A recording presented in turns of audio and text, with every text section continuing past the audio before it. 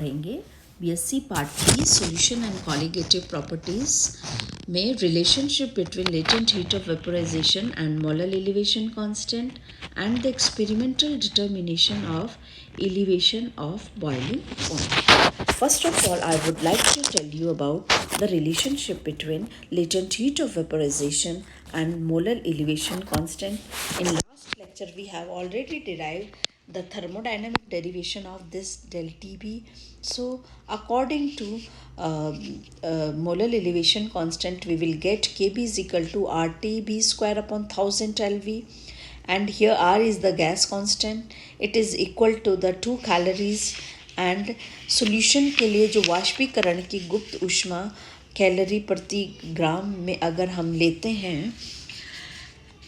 तो जो टीबी है वो विलायक का परमतापर क्वथनांक है और इसका value while putting the value we will get the value of this K B is equal to 0.002 TB square upon LV.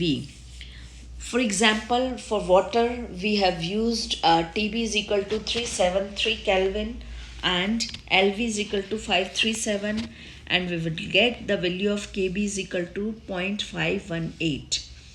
So, the value of this ebullioscopic constant or molar elevation constant for water is 0.518 प्राप्त होता है. Now, we will discuss with the experimental determination of this elevation in boiling point. Elevation in boiling point को हम experimentally कैसे करते हैं? इसके लिए बहुत सारी विधियां हैं.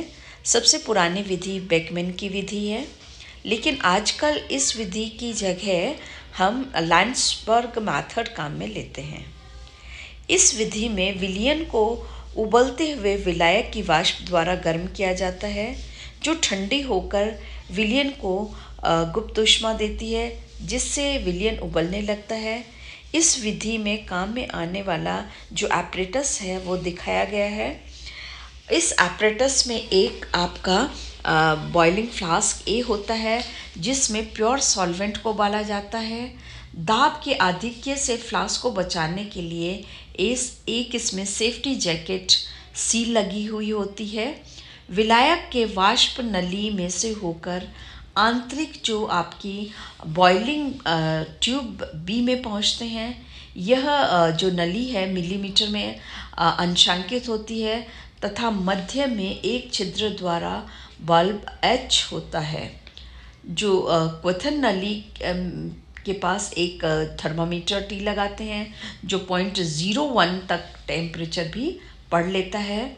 इस एक नली इसमें डी लगाई जाती है, जिसे हम जो डी है हमारी वो निकास नली है, जिसके नीचे हम रोज़ हेड के रूप में होता है. अर्थात नली के नीचे का सिरा एक गोल बल्ब के आकार का होता है, जिसमें छोटे छोटे छिद्र होते हैं. इस छिद्र युक्त बल्ब द्वारा वाष्प का विलायक में समान वितरण होता है और पूरा आपका जो सॉल्वेंट या सॉल्यूशन है वो इवनली गर्म होता है. इनडायरेक्ट मेथड से इवन गर्म होता है. नली का बल्ब तेजी से उबलते हुए विलायक में से छिटके हुए विलायक के छींटों को वापस फेंक देता है. क्वथन नली बी एक अन्य कांच का जो आउटर जैकेट है उससे घिरी रहती है, जिसमें क्वथन नली के छिद्र एच से निकली हुई वेपर्स कंडेंस हो जाती हैं. यह जो विकिरण द्वारा ऊष्मा की हानि को रोकता है. जैकेट जे एक कंडेंसर के द्वारा जुड़ा होता है.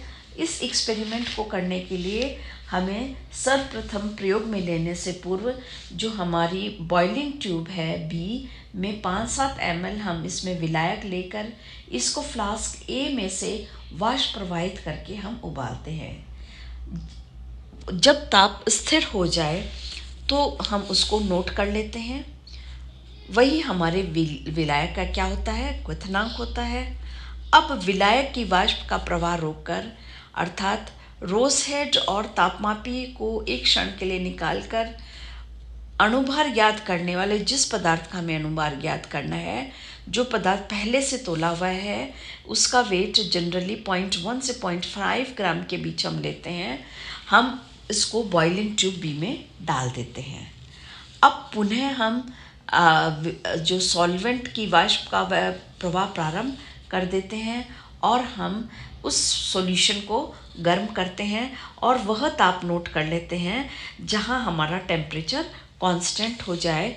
वह ताप हमारे विलयन का बॉइलिंग पॉइंट होता है। दोनों विलयनों का जो अंतर होगा वह डेल टी बी होगा और उसे हम नोट कर लेते हैं। ताप नोट करने के तुरंत बाद क्वथनली, रोज हेड और थर्मामीटर निकालकर इसके विलयन का हम आयतन ले लेते हैं।